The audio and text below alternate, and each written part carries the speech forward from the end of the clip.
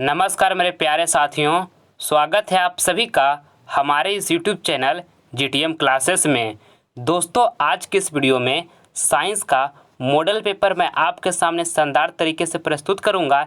इस वीडियो के माध्यम से आपको हम 40 ऑब्जेक्टिव प्रश्न करवाएंगे जो कि आपके बोर्ड एग्जाम के लिए काफ़ी महत्वपूर्ण प्रश्न है। 40 प्रश्न में से दोस्तों बहुत सा प्रश्न आपके फाइनल बोर्ड परीक्षा में हूबहू रहेगा, ये मेरा गारंटी है। इसलिए आपसे मेरा रिक्वेस्ट है कि इस वीडियो में आप अंत तक बने रहिएगा, एक भी प्रश्न स्किप नहीं कीजिएगा, ठीक है। चलिए तो हम वीडियो को स्टार्ट करते हैं। देखिए आज का पहला प्रश्न, प्रकाश के परावर्तन के कितने नियम हैं। ऑप्शन ए में लिखा है 1, बी में लिखा है 2, सी में लिखा है 3 और डी में लिखा है 4। तो दोस्तों ये प्रश्न में आपको यहाँ से बताना है कि प्रकाश के परावर्तन के कितने नियम हैं। तो प्रकाश के परावर्तन के 2 नियम हैं, ठीक है। ऑप्शन में यहाँ पर बी जो होगा हमारा बिल्कुल करेक्ट आंसर हो जाएगा। अब प्रकाश के अपवर्तन के कितने नियम होते हैं। तो प्रकाश के अपवर्तन के भी दोस्तों 2 नियम होते हैं, ये आपको साथ में याद रखना है, आपके बोर्ड एग्जाम के लिए काफ़ी महत्वपूर्ण है। आइए अगला प्रश्न हम देख लेते हैं, दूसरा नंबर। पोटेशियम, जिसको हम के से डिनोट करते हैं, कि परमाणु संख्या क्या है। ऑप्शन ए में लिखा है 19, बी में लिखा है 20, सी में लिखा है 23 और डी में लिखा है 35। तो ये प्रश्न में आपको यहाँ से बताना है दोस्तों कि पोटेशियम, जिसको हम के से डिनोट करते हैं, कि परमाणु संख्या क्या है। तो 19 है, ठीक है। पोटेशियम का परमाणु संख्या 19 होती है। ऑप्शन में यहाँ पर ए जो होगा बिल्कुल हमारा करेक्ट आंसर हो जाएगा। आइए नेक्स्ट प्रश्न हम देख लेते हैं, तीसरा नंबर। वायुमंडल में प्रकाश के किस वर्ण का प्रकीर्णन अधिक होता है। ऑप्शन ए में लिखा है लाल, बी में लिखा है नीला, सी में लिखा है पीला और डी में लिखा है नारंगी। तो दोस्तों ये प्रश्न में आपको यहाँ से बताना है कि वायुमंडल में प्रकाश के किस वर्ण का प्रकीर्णन अधिक होता है। तो नीला रंग का जो प्रकीर्णन होता है वो अधिक होता है वायुमंडल में, ठीक है। ऑप्शन नंबर बी यहाँ पर बिल्कुल करेक्ट आंसर हो जाएगा। और इसी के कारण दोस्तों आकाश जो है नीला दिखाई देता है, ठीक है, आपको ध्यान में रखना है। आइए अगला प्रश्न हम देख लेते हैं, तीसरा नंबर। कौन सा लेंस अपसारी लेंस भी कहलाता है। ऑप्शन ए में लिखा हुआ है अवतल लेंस, बी में लिखा है उत्तल लेंस और सी में लिखा है अवतल एवं उत्तल दोनों लेंस और डी में लिखा है इनमें से कोई नहीं। तो दोस्तों ये प्रश्न में आपको बताना है कि कौन सा लेंस अपसारी लेंस भी कहलाता है। तो अवतल लेंस जो है ये अपसारी लेंस भी कहलाता है, ठीक है। ऑप्शन नंबर यहाँ पर ए जो होगा बिल्कुल करेक्ट आंसर हो जाएगा। और उत्तल लेंस दोस्तों अभिसारी लेंस भी कहलाता है, ये आपको ध्यान में रखना है। आपके बोर्ड एग्जाम में पूछा जाता है, जब पूछेगा कि कौन सा लेंस अभिसारी लेंस भी कहलाता है, तो उत्तल लेंस जो है अभिसारी लेंस भी कहलाता है, ठीक है। आइए अगला प्रश्न हम देख लेते हैं, 5वां नंबर। सामान्य आँख के लिए स्पष्ट दर्शन की न्यूनतम दूरी होती है। ऑप्शन ए में लिखा हुआ है 10 सेंटीमीटर, बी में लिखा है 15 सेंटीमीटर, सी में लिखा है 20 सेंटीमीटर और डी में लिखा है 25 सेंटीमीटर। तो यहाँ पे आपको बताना है दोस्तों कि सामान्य आँख के लिए स्पष्ट दर्शन की न्यूनतम दूरी होती है तो 25 सेंटीमीटर होती है, ठीक है। ऑप्शन में यहाँ पर डी जो होगा बिल्कुल करेक्ट आंसर हो जाएगा। आइए अगला प्रश्न हम देख लेते हैं, 6ठा नंबर। पुतली के साइज को नियंत्रित करता है। ऑप्शन ए में लिखा हुआ है पचमा भी और बी में लिखा है परितारिका, सी में लिखा हुआ है नेत्र लेंस और डी में लिखा है रेटिना यानी कि दृष्टि पटल। तो दोस्तों ये प्रश्न में आपको बताना है कि पुतली के साइज को नियंत्रित करता है तो परितारिका जो है पुतली के साइज को नियंत्रित करता है। ऑप्शन नंबर बी जो होगा बिल्कुल करेक्ट आंसर हो जाएगा। आइए अगला प्रश्न हम देख लेते हैं, 7वां नंबर। भोजन का पचना किस प्रकार की अभिक्रिया है। ये प्रश्न दोस्तों आपके बोर्ड एग्जाम के लिए काफ़ी महत्वपूर्ण है, बहुत बार आपका एग्जाम में पूछा गया। ऑप्शन ए में लिखा है अपचयन, बी में लिखा है उपचयन, सी में लिखा है संयोजन और डी में लिखा है विस्थापन। तो आपको बताना है इसमें दोस्तों कि भोजन का पचना किस प्रकार की अभिक्रिया है। तो उपचयन अभिक्रिया है भोजन का पचना, ठीक है। ऑप्शन में यहाँ पर बी जो होगा बिल्कुल करेक्ट आंसर हो जाएगा। आइए अगला प्रश्न हम देख लेते हैं, 8 नंबर। जब कोई वस्तु को फोकस पर रखा जाता है तो प्रतिबिंब बनेगा। ऑप्शन ए में लिखा हो वक्रता केंद्र पर, बी में लिखा हो अनंत पर और सी में लिखा है दर्पण के पीछे और डी में लिखा हुआ है ध्रुव। तो दोस्तों ये प्रश्न में आपको यहाँ से बताना है कि जब कोई वस्तु को फोकस पर रखा जाता है तो प्रतिबिंब बनेगा, तो अनंत पर प्रतिबिंब बनेगा, ठीक है। इसका राइट आंसर जो होगा हमारा ऑप्शन नंबर बी हो जाएगा। सारा प्रश्न दोस्तों आपके बोर्ड एग्जाम के लिए काफ़ी महत्वपूर्ण है, एक भी प्रश्न आप स्किप ना करें, पूरी कॉन्सेंट्रेशन के साथ देखें वीडियो को, ठीक है।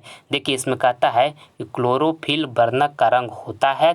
ऑप्शन ए में लिखा है हरा, बी में लिखा है नीला और सी में लिखा है लाल और डी में लिखा है सफ़ेद। तो आपको बताना है इसमें कि क्लोरोफिल वर्णक का रंग होता है तो हरा होता है। ठीक है, ऑप्शन नंबर यहाँ पर ए जो होगा बिल्कुल करेक्ट आंसर हो जाएगा। आइए अगला प्रश्न हम देख लेते हैं 10 नंबर। इनमें से कौन दर्पण का सूत्र है? दोस्तों इसमें आपको बताना है कि इनमें से कौन जो है दर्पण का सूत्र है। तो देखिए 1/v प्लस में 1/u इजकल टू में 1/f, ये दोस्त हमारा दर्पण का सूत्र है। ऑप्शन नंबर ए जो होगा बिल्कुल करेक्ट आंसर हो जाएगा। आपको याद कर लेना है कि 1/v प्लस में 1/u इजकल टू 1/f, ये दर्पण का सूत्र है। ठीक है, अब देखिए लेंस का सूत्र क्या होता है, इसको भी आपको याद कर लेना है। 1/v माइनस में होता है 1/u इजकल टू क्या होता है 1/f होता है। ठीक है, इसको आपको ध्यान में रखना है कि जब आपसे पूछेगा कि लेंस का सूत्र होता है तो लेंस का सूत्र क्या होता है, तो 1/v minus 1/u is equal to में 1/f, ये लेंस का सूत्र होता है, आपको याद कर लेना है। ठीक है, आइए अगला प्रश्न हम देख लेते हैं 11 नंबर। कौन सा अधातु कमरे के ताप पे द्रव होता है? ये प्रश्न आपके बोर्ड एग्जाम के लिए दोस्तों ललन टॉप प्रश्न है। ठीक है, ऑप्शन ए में लिखा हुआ है पारा, बी में लिखा है ब्रोमीन और सी में लिखा है तांबा और डी में लिखा हुआ है एल्यूमिनियम। तो आपको बताना है कि कौन सा अधातु कमरे के ताप पर द्रव होता है। तो ब्रोमीन जो होता है कमरे के ताप पे द्रव होता है। ठीक है, ऑप्शन नंबर यहाँ पर बी जो होगा बिल्कुल करेक्ट आंसर हो जाएगा। और दोस्तों जब आपसे पूछेगा कि कौन सा धातु, ठीक है, अधातु की जगह पर केवल धातु लिख देगा और कहेगा कि कौन सा धातु कमरे के ताप पे द्रव होता है, तब पारा हो जाएगा उसका आंसर। ठीक है, आपको ये ध्यान में रखना है। आइए अगला प्रश्न हम देख लेते हैं 12 नंबर। वैद्युत प्रतिरोधकता का एसआई मात्रक है। ऑप्शन ए में लिखा हुआ ओम, बी में लिखा है ओम प्रति मीटर और सी में लिखा है वोल्ट प्रति मीटर और डी में लिखा हुआ ओम मीटर। तो दोस्तों ये प्रश्न में आपको यहाँ से बताना है कि वैद्युत प्रतिरोधकता का एसआई मात्रक है तो ओम मीटर है। ठीक है, ऑप्शन नंबर यहाँ पर डी जो होगा बिल्कुल करेक्ट आंसर हो जाएगा। अब प्रतिरोध का एसआई मात्रक ओम होता है, ये आपको ध्यान में रखना है। ठीक है, आइए अगला प्रश्न हम देख लेते हैं 13 नंबर। मोटर कार के हेडलाइट में किसका प्रयोग होता है? ऑप्शन ए में लिखा है समतल दर्पण, बी में लिखा है उत्तल दर्पण और सी में लिखा हुआ अवतल दर्पण और डी में लिखा हुआ है उत्तल लेंस।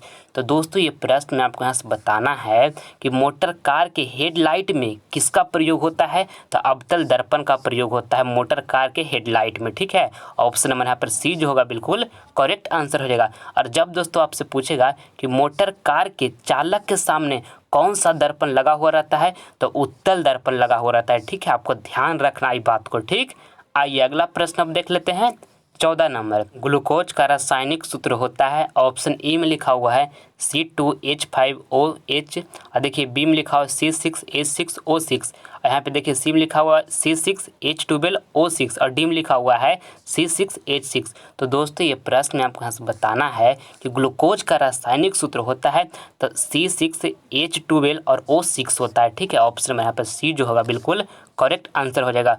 ग्लूकोज का रासायनिक सूत्र क्या होता है, तो C6H12O6 होता है। ठीक है, अब देखिए चीनी का जो रासायनिक सूत्र होता है दोस्तों वो C12 H22 और O11 होता है। ठीक है, इसको आपको याद कर लेना है कि चीनी का रासायनिक सूत्र क्या होता है, तो C12 H22 O11 होता है। ठीक है, ये भी आपका बोर्ड एग्जाम में पूछा जाता है। आइए अगला प्रश्न हम देख लेते हैं 15 नंबर। इससे पूछा कि मछली का श्वसनांग है। काफ़ी महत्वपूर्ण प्रश्न है आपके बोर्ड एग्जाम के लिए। ऑप्शन ए में लिखा हुआ त्वचा, बी में लिखा हुआ गिल्स, सी में लिखा हुआ फेफड़ा और डी में लिखा है इनमें से कोई नहीं। तो आपको बताना है दोस्तों कि मछली का श्वसनांग है तो गिल्स है। ठीक है, ऑप्शन नंबर यहाँ पर बी जो होगा बिल्कुल करेक्ट आंसर हो जाएगा। आइए अगला प्रश्न हम देख लेते हैं 16 नंबर। और दोस्तों आगे बढ़ने से पहले आपसे हमारी एक छोटी सी रिक्वेस्ट है कि अगर जो आप अभी तक हमारे चैनल को सब्सक्राइब नहीं किए हैं तो इस चैनल को आप सब्सक्राइब कर लें दोस्तों, क्योंकि इस पर हम हमेशा क्वालिटी वाला वीडियो आपके लिए अपलोड करते हैं जो कि आपके बोर्ड एग्जाम के लिए काफ़ी महत्वपूर्ण प्रश्न होता है। ठीक है, इसलिए अगर जो सब्सक्राइब नहीं किए हैं तो रेड बटन दबाकर इस चैनल को सब्सक्राइब कर लें ताकि आने वाला वीडियो की नोटिफिकेशन सबसे पहले आपको प्राप्त हो। ठीक है, देखिए 16 नंबर प्रश्न कहता है कि प्रकाश किस रंग का तरंगदैर्घ्य सबसे अधिक होता है। ऑप्शन ए में लिखा हुआ बैगनी, बी में लिखा है हरा और सी में लिखा हुआ है लाल और डी में लिखा है इनमें से कोई नहीं। दोस्तों ये प्रश्न आपके बोर्ड एग्जाम के लिए काफ़ी महत्वपूर्ण है। पूछा गया आपसे कि प्रकाश किस रंग का तरंगदैर्घ्य सबसे अधिक होता है, तो लाल रंग का तरंगदैर्घ्य सबसे अधिक होता है। ठीक है, ऑप्शन नंबर यहाँ पर सी जो होगा बिल्कुल करेक्ट आंसर हो जाएगा। और दोस्तों जब आपसे पूछेगा कि किस रंग का तरंगदैर्घ्य सबसे कम होता है, तो बैगनी रंग का तरंगदैर्घ्य सबसे कम होता है। ठीक है, ये आपको ध्यान में रखना है कि बैगनी रंग का जो तरंगदैर्घ्य होता है वो सबसे कम होता है। ठीक है, आइए अगला प्रश्न हम देख लेते हैं। 17 नंबर, मेंडल ने अपने प्रयोगों के लिए किस पौधे को चुना? ऑप्शन ए में लिखा हुआ है आम, बी में लिखा हुआ है गुलाब, सी में लिखा हुआ गेहूं और डी में लिखा है मटर। तो दोस्तों ये प्रश्न में आपको यहाँ से बताना है कि मेंडल ने अपने प्रयोगों के लिए किस पौधे को चुना? तो मटर का चुना था। ठीक है, ऑप्शन नंबर यहाँ पर डी जो होगा बिल्कुल सही आंसर हो जाएगा। आइए अगला प्रश्न अब देख लेते हैं। 18 नंबर, रक्त का थक्का किस अवयव के द्वारा बनता है? ऑप्शन ए में लिखा हुआ है हीमोग्लोबिन, बी में लिखा हुआ है प्लेटलेट्स और डी में लिखा हुआ है प्लाज्मा और यहाँ पर डी में लिखा हुआ है लसिका। तो दोस्तों ये प्रश्न में आपको यहाँ से बताना है कि रक्त का थक्का किस अवयव के द्वारा बनता है? तो प्लेटलेट्स के द्वारा बनता है। ठीक है, ऑप्शन नंबर यहाँ पर बी जो होगा बिल्कुल करेक्ट आंसर हो जाएगा। और दोस्तों मनुष्य का जो ब्लड होता है वो लाल किसके कारण दिखाई देता है? तो हीमोग्लोबिन के कारण ही दोस्तों मनुष्य का ब्लड जो है लाल दिखाई देता है। ठीक है, आपको ध्यान में रखना है इस पॉइंट को। ठीक, आइए अगला प्रश्न हम देख लेते हैं। 19 नंबर, निम्नलिखित में कौन उभयलिंगी है? ये भी प्रश्न आपके बोर्ड एग्जाम के लिए काफ़ी महत्वपूर्ण है। ऑप्शन ए में लिखा है केचुआ, बी में लिखा है मेढक, सी में लिखा है मछली और डी में लिखा है कछुआ। तो दोस्तों आपको बताना है कि निम्नलिखित में कौन उभयलिंगी है। ठीक है, तो पहले ये समझिए कि उभयलिंगी जंतु हम किसे कहते हैं? तो जिसमें दोस्तों मेल और फीमेल दोनों का गुण पाया जाता है उसे हम उभयलिंगी जंतु कहते हैं। ठीक है, तो केचुआ जो है उभयलिंगी जंतु है। ऑप्शन नंबर यहाँ पर ए जो होगा बिल्कुल करेक्ट आंसर हो जाएगा। ठीक है, केचुआ में मेल और फीमेल दोनों का गुण पाया जाता है। आइए नेक्स्ट प्रश्न अब देख लेते हैं। 20 नंबर, किसी भी अम्लीय विलयन का पीएच होता है? ये प्रश्न आपके बोर्ड एग्जाम के लिए ललन टॉप प्रश्न है दोस्तों, इसको आप अच्छे तरीके से याद कर लें। ऑप्शन ए में लिखा है 7 के बराबर, बी में लिखा है 7 से अधिक और सी में लिखा है 7 से कम और डी में लिखा है कोई नहीं। तो आपको बताना है दोस्तों इसमें कि किसी भी अम्लीय विलयन का पीएच होता है तो 7 से कम होता है किसी भी अम्लीय विलयन का पीएच मान। ठीक है, ऑप्शन नंबर यहाँ पर सी जो होगा बिल्कुल करेक्ट आंसर हो जाएगा। और क्षारीय विलयन का जो पीएच मान होता है वो 7 से अधिक होता है, आपको याद रखना है। ठीक है, और उदासीन विलयन का जो मान होता है वो 7 के बराबर होता है। ठीक है, उदासीन विलयन का जो पीएच मान होगा वो 7 के बराबर होगा और क्षारीय विलयन का जो पीएच का मान होगा वो 7 से अधिक होगा। ठीक है, और यहाँ पर आपसे पूछा गया था प्रश्न में कि किसी भी अम्लीय विलयन का पीएच मान होता है तो अम्लीय विलयन का पीएच मान 7 से कम होता है। तो ऑप्शन में यहाँ पर सी जो होगा बिल्कुल करेक्ट आंसर है। आइए अगला प्रश्न हम देख लेते हैं।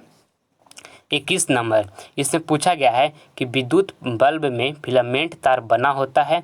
ऑप्शन ए में लिखा हुआ है एल्युमिनियम का, बी में लिखा है तांबे का और सी में लिखा है लोहे का और डी में लिखा है टंगस्टन का। तो दोस्तों ये प्रश्न में आपको यहाँ से बताना है कि विद्युत बल्ब में फिलामेंट तार बना होता है तो टंगस्टन का बना होता है। ठीक है, ऑप्शन नंबर यहाँ पर डी जो होगा बिल्कुल करेक्ट आंसर हो जाएगा। और दोस्तों जब आपसे पूछे कि विद्युत हीटर में जो कुंडली होता है वो किस चीज़ का बना होता है तो नाइक्रोम का बना होता है। ठीक है, विद्युत हीटर का कुंडली दोस्तों नाइक्रोम का बना होता है, ये आपको याद रखना है। आइए अगला प्रश्न हम देख लेते हैं। 22 नंबर, इसमें पूछा गया है कि पराग कोश में होते हैं। ऑप्शन ए में लिखा हुआ है बाह्यदल, बी में लिखा है अंडाशय और सी में लिखा हुआ है अंडप और डी में लिखा है परागगण। तो दोस्तों ये प्रश्न में आपको यहाँ से बताना है कि पराग कोश में होते हैं तो परागगण होते हैं। ठीक है, परागगण ऑप्शन नंबर यहाँ पर डी जो होगा बिल्कुल करेक्ट आंसर हो जाएगा। आइए अगला प्रश्न हम देख लेते हैं। 23 नंबर, मानव मादा के जनन तंत्र का भाग नहीं है। ऑप्शन ए में लिखा हुआ है अंडाशय, बी में लिखा है गर्भाशय और सी में लिखा है शुक्रवाहिका और डी में लिखा है डिम्बानी। तो दोस्तों आपको यहाँ से बताना है कि मानव मादा के जनन तंत्र का भाग नहीं है तो शुक्रवाहिका जो है ये मानव मादा का जनन तंत्र का भाग नहीं है। ठीक है, ऑप्शन नंबर यहाँ पर सी जो होगा हमारा बिल्कुल करेक्ट आंसर हो जाएगा। ठीक है, आइए अगला प्रश्न हम देख लेते हैं। 24 नंबर, तारे क्यों टिमटिमाते हैं? ऑप्शन ए में लिखा हुआ है वायुमंडलीय परिवर्तन, बी में लिखा हुआ है वर्ण विक्षेपण और सी में लिखा है प्रकाश के परिकीर्णन और डी में लिखा है इनमें से कोई नहीं। तो दोस्तों ये प्रश्न में आपको यहाँ से बताना है कि तारे क्यों टिमटिमाते हैं, तब वायुमंडलीय अपवर्तन के कारण तारे टिमटिमाते हैं। ऑप्शन नंबर यहाँ पर ए जो होगा बिल्कुल करेक्ट आंसर हो जाएगा। ठीक है, आइए अगला प्रश्न हम देख लेते हैं।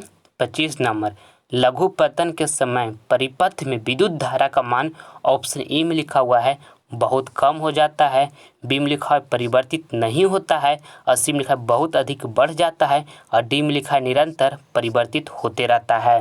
तो दोस्तों ये प्रश्न में आपको बताना है कि लघु पतन के समय परिपथ में विद्युत धारा का मान तो बहुत अधिक बढ़ जाता है। ठीक है, ऑप्शन नंबर यहाँ पर सी जो होगा बिल्कुल करेक्ट आंसर हो जाएगा। आइए अगला प्रश्न हम देख लेते हैं 26 नंबर। और दोस्तों ये 40 ऑब्जेक्टिव प्रश्न जो आपको हम बता रहे हैं आपके बोर्ड एग्जाम के लिए काफ़ी महत्वपूर्ण प्रश्न है। इसमें से जो प्रश्न आपको याद नहीं होगा उससे आप नोटबुक पर आप अच्छी तरीके से नोट कर लीजिएगा और आप उसे याद कर लीजिएगा। ठीक है, और दोस्तों अगर लाइफ में कोई प्रॉब्लम आता है तो उससे निराश मत होइए, दुखी मत होइए। एक मोटिवेशनल कोट्स आपको सुनाता हूँ। अरे ना संघर्ष ना तकलीफ तो क्या खाक जीना जिंदगी में, बड़े बड़े तूफान भी थम जाते हैं जब आग लगी हो सीने में। दोस्तों अगर जो आपने ठान लिया है कि 450 प्लस मार्क्स मुझे लाना ही है तो आपका ज़िंदगी में कितना भी बड़ा प्रॉब्लम क्यों ना आ जाए आप उसे चुटकी में सॉल्व कर सकते हैं। ठीक है, ये आपके अंदर क्षमता है। ठीक है, और मन से पढ़ाई कीजिए क्योंकि माँ बाप आप पे बहुत आशा किए हुए हैं, बहुत उम्मीद किए हुए हैं। जमकर पढ़ाई कीजिए दोस्त और माँ बाप का 450 प्लस लाकर नाम रोशन कीजिए। ठीक है, आइए अब देखते हैं हम 26 नंबर प्रश्न। पीतल उदाहरण है, ऑप्शन ए में लिखा हुआ है धातु का, बी में लिखा है अधातु का, और सी में लिखा है मिश्रण का, और डी में लिखा है उपधातु का। तो दोस्तों ये प्रश्न में आपको यहाँ से बताना है कि पीतल उदाहरण है तो पीतल उदाहरण है मिश्रण का। ठीक है, ऑप्शन नंबर यहाँ पर सी जो होगा बिल्कुल करेक्ट आंसर हो जाएगा। और पीतल किसका किसका मिश्रण है तो कॉपर जिसको हम Cu से डिनोट करते हैं, और जिंक जिसको हम Zn से डिनोट करते हैं। ठीक है, पीतल मिश्रण है और किसका मिश्रण है तो कॉपर और जिंक का मिश्रण पीतल है। ठीक है, आपको याद रखना है। आइए अगला प्रश्न देख लेते हैं 27 नंबर। विभवांतर का एसआई मात्रक है। ये प्रश्न आपके बोर्ड एग्जाम में बहुत बार पूछा गया है दोस्तों, आपको इसको अच्छी तरीके से याद कर लेना है। ऑप्शन ए में लिखा है ओम, बी में लिखा है वोल्ट, और सी में लिखा है एम्पियर, और डी में लिखा है कूलम्ब। तो दोस्तों आपको बताना है इसमें कि विभवांतर का एसआई मात्रक है तो वोल्ट है विभवांतर का एसआई मात्रक। ठीक है, ऑप्शन नंबर यहाँ पर बी जो होगा बिल्कुल करेक्ट आंसर हो जाएगा। और प्रतिरोध का एसआई मात्रक ओम होता है, ये आपको ध्यान में रखना है। और विद्युत धारा का एसआई मात्रक एम्पियर होता है। ठीक है, और विद्युत आवेश का एसआई मात्रक कूलम्ब होता है। ठीक है, चारों को आपको अच्छी तरीके से याद रखना है। आइए अगला प्रश्न हम देख लेते हैं 28 नंबर। जब उत्तल लेंस में किसी वस्तु को फोकस पर रखा जाए तो उसका प्रतिबिंब बनेगा। ऑप्शन ए में लिखा है F2 पर, बी में लिखा है 2F1 पर, और देखिए सी में लिखा है अनंत पर, और डी में लिखा है इनमें से कोई नहीं। तो ये प्रश्न में आपको यहाँ से बताना है कि जब उत्तल लेंस में किसी वस्तु को फोकस पर रखा जाए तो उसका प्रतिबिंब बनेगा, अनंत पर उसका प्रतिबिंब बनेगा। ठीक है, ऑप्शन नंबर यहाँ पर सी जो होगा बिल्कुल करेक्ट आंसर हो जाएगा, ऑप्शन नंबर सी। ठीक है, आइए अगला प्रश्न हम देख लेते हैं 29 नंबर। पूर्ण आंतरिक परावर्तन होता है जब प्रकाश की किरणें जाती है। ये प्रश्न आपके बोर्ड एग्जाम के लिए काफ़ी महत्वपूर्ण प्रश्न है। ऑप्शन ए में लिखा हुआ है विरल माध्यम से सघन माध्यम में, और देखिए यहाँ पर बी में लिखा हुआ है सघन माध्यम से विरल माध्यम में, और सी में लिखा हुआ है सघन माध्यम से सघन माध्यम में, और डी में लिखा है इनमें से कोई नहीं। तो ये प्रश्न में आपको यहाँ से बताना है दोस्तों कि पूर्ण आंतरिक परावर्तन होता है जब प्रकाश की किरणें जाती है तो सघन माध्यम से विरल माध्यम में जाती है। ठीक है, ऑप्शन नंबर यहाँ पर बी जो होगा बिल्कुल करेक्ट आंसर हो जाएगा। ठीक है, आपको इसको याद रखना है। आइए अगला प्रश्न देख लेते हैं 30 नंबर। हमारे शरीर में पीएच कितने परास के बीच कार्य करता है। ऑप्शन ए में लिखा है 6.0 से 6.8, और बी में लिखा है 7.0 से 7.8, और यहाँ सी में लिखा है 2.1 से 3.8, और डी में लिखा है 5.1 से 5.8 तक। तो दोस्तों ये प्रश्न में आपको बताना है कि हमारे शरीर में पीएच कितने परास के बीच कार्य करता है तो 7.0 से 7.8 परास के बीच कार्य करता है। ठीक है, ऑप्शन नंबर यहाँ पर बी जो होगा बिल्कुल करेक्ट आंसर हो जाएगा, आपको अच्छी तरीके से इसे याद कर लेना होगा। आइए अगला प्रश्न हम देख लेते हैं 31 नंबर। और दोस्तों अगर जो आप हमारा अदर सब्जेक्ट का वीडियो देखना चाहते हैं तो आप हमारे डिस्क्रिप्शन में जाइए, वहाँ पर आपको सारा सब्जेक्ट का प्लेलिस्ट का लिंक मिल जाएगा, और उसमें जितना भी प्रश्न हम कवर किए हैं आपके बोर्ड एग्जाम के लिए काफ़ी महत्वपूर्ण प्रश्न है। ठीक है, जो कि आपके बोर्ड एग्जाम के लिए काफ़ी हेल्पफुल आपके लिए साबित होगा। इसलिए अगर जो आप नहीं देखें उस वीडियो को तो एक बार आप उसे ज़रूर देखें। ठीक है, आइए देखते हैं हम 31 नंबर प्रश्न। इसमें कहता है कि आवर्त सारणी के शून्य समूह का तत्व है। ऑप्शन ए में लिखा है H और बी में लिखा हुआ He और सी में लिखा हुआ है CO2। CO2 मतलब हुआ कार्बन डाइऑक्साइड और डी में लिखा हुआ है Cl2। तो आपको बताना है दोस्तों कि आवर्त सारणी के शून्य समूह का तत्व है तो He है। He मतलब हुआ हीलियम। ठीक है, ऑप्शन नंबर यहाँ पर बी जो होगा बिल्कुल करेक्ट आंसर रहेगा। आवर्त सारणी के शून्य समूह का तत्व कौन है? हीलियम, जिसको हम He से डिनोट करते हैं। तो ऑप्शन नंबर बी यहाँ पर बिल्कुल करेक्ट आंसर हो गया। आइए अगला प्रश्न हम देख लेते हैं। 32 नंबर, CFC का पूरा नाम क्या है? ऑप्शन ए में लिखा हुआ है फ्लोरीन कार्बन और बी में लिखा है कार्बन क्लोरोफ्लोरो और सी में लिखा हुआ है क्लोरोफ्लोरो कार्बन और यहाँ पे देखिए डी में लिखा है क्लोरोफ्लोरीन कार्बन। तो दोस्तों ये प्रश्न में आपको यहाँ से बताना है कि CFC का पूरा नाम क्या है? तो क्लोरोफ्लोरोकार्बन है। ठीक है, ऑप्शन नंबर यहाँ पर सी जो होगा बिल्कुल करेक्ट आंसर हो जाएगा। ठीक है, और देखिए CFC गैस दोस्तों किस उपकरण से निकलता है? तो AC हो गया, फ्रिज हो गया, ये सब से CFC गैस निकलता है और ओजोन परत को जाकर नष्ट करता है। ठीक है, आपको ध्यान में रखना है। आइए अगला प्रश्न अब देख लेते हैं। 33 नंबर, मनुष्य के शरीर की सबसे बड़ी ग्रंथि है। ऑप्शन ए में लिखा है लीवर, बी में लिखा है अग्नाशय और सी में लिखा है अंडाशय और डी में लिखा है एंड्रीनल। तो दोस्तों ये प्रश्न में आपको यहाँ से बताना है कि मनुष्य के शरीर की सबसे बड़ी ग्रंथि है। तो लीवर जो है मनुष्य की सबसे बड़ी ग्रंथि है। ऑप्शन नंबर ए यहाँ पर बिल्कुल राइट आंसर हो जाएगा। आपको इसको अच्छी तरीके से याद रखना है। ठीक है, आइए अगला प्रश्न अब हम देख लेते हैं। 34 नंबर, इंसुलिन की कमी से कौन सा रोग होता है?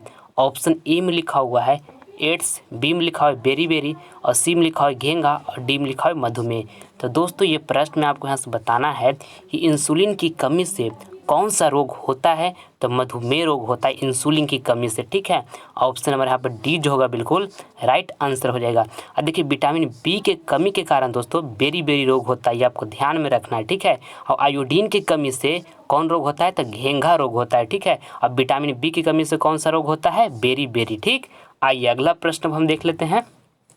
35 नंबर, वाहनों के साइड मिरर पीछे देखने के दर्पण, साइड मिरर मतलब है दोस्तों पीछे देखने के दर्पण, ठीक है, में किस दर्पण का प्रयोग किया जाता है? ऑप्शन ई में लिखा है अवतल दर्पण, बी में लिखा है उत्तल दर्पण, सी में लिखा है समतल दर्पण और डी में लिखा है इनमें से सभी। दोस्तों ये प्रश्न आपके बोर्ड एग्जाम के लिए काफ़ी महत्वपूर्ण है। पूछा गया है कि वाहनों के साइड मिरर पीछे देखने के दर्पण में किस दर्पण का प्रयोग किया जाता है? तो उत्तल दर्पण का प्रयोग किया जाता है। ठीक है, ऑप्शन नंबर यहाँ पर बी जो होगा बिल्कुल करेक्ट आंसर हो जाएगा। हजामत बनाने के लिए दोस्तों अवतल दर्पण का प्रयोग किया जाता है। ठीक है, यानी कि दाढ़ी बनाने के लिए कौन सा दर्पण का प्रयोग किया जाता है? तो अवतल दर्पण का, आपको इसे याद रखना है। आइए अगला प्रश्न देख लेते हैं।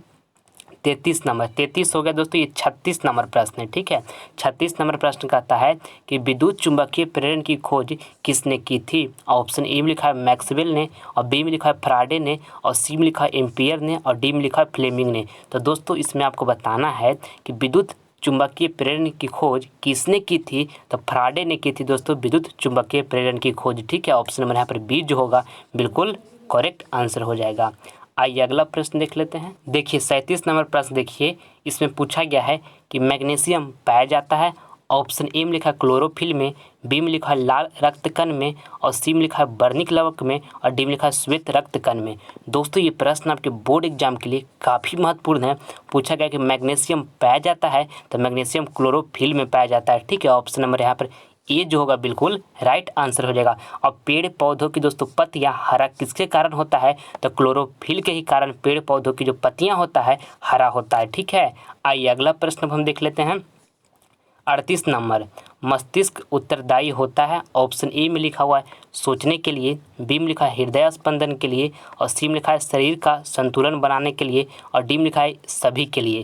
तो इसमें आपको बताना है दोस्तों, ये प्रश्न आपके बोर्ड एग्जाम के लिए काफ़ी महत्वपूर्ण है। ठीक है, इस प्रश्न में आपको पूछा गया है कि मस्तिष्क उत्तरदायी होता है। तो देखिए सोचने के लिए भी होता है, हृदय स्पंदन के लिए भी होता है और शरीर का संतुलन बनाने के लिए भी होता है। ठीक है, यानी कि राइट आंसर होगा सभी के लिए। ऑप्शन नंबर डी जो होगा यहाँ पर बिल्कुल करेक्ट आंसर हो जाएगा।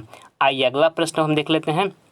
39 नंबर, साधारण ताप पर फास्फोरस का अनुसूत्र है।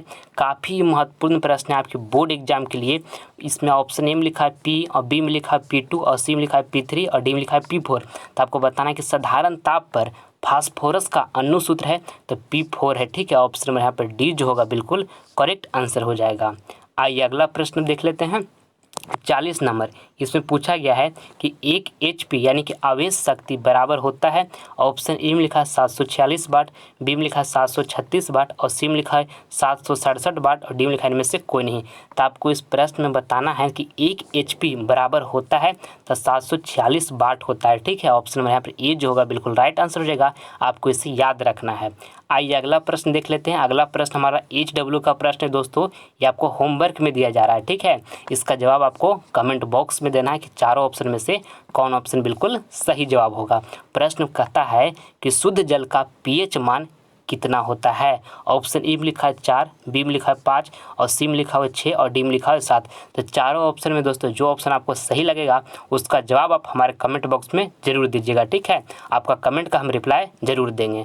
मैं उम्मीद करता हूँ कि वीडियो आपको पसंद आया होगा, तो प्लीज़ आपसे लाइक करें, अपने दोस्तों में शेयर करें और आप हमारे चैनल पर नए हैं तो आपसे सब्सक्राइब कर लें ताकि आने वाला वीडियो का नोटिफिकेशन सबसे पहले आपको मिले। मिलते हैं दोस्तों आपसे अगले वीडियो में, तब तक के लिए मन लगाकर पढ़ाई कीजिए। जय हिंद, जय भारत।